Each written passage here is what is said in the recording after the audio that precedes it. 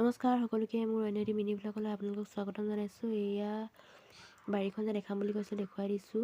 এইখিনি হৈছে মূলা আৰু এয়া লাই, মটৰ কেইজোপামান আৰু বন্ধাকবি আৰু ওলকবি। বন্ধাকবি বেছি নাই বাৰু। আৰু এইখিনি হৈছে ফ্ৰেঞ্চবিন, সিঁচি থৈছে, গজা নাই বাৰু।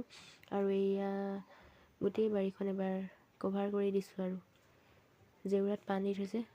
কেমেৰাত ইমান ধৰিব পৰা নাই চাগে। আৰু পাছফালৰ টুকুৰাও দেখুৱাই দিছোঁ। এয়া লাই ডাঙৰ ডাঙৰ হৈছে, কিন্তু ঠুৰি খাবলৈ পোৱা নাই, ঠুৰি ছিঙিবলৈ দিয়া নাই, নহ'লে গুটিবিলাক ভাল নহয় বুলি।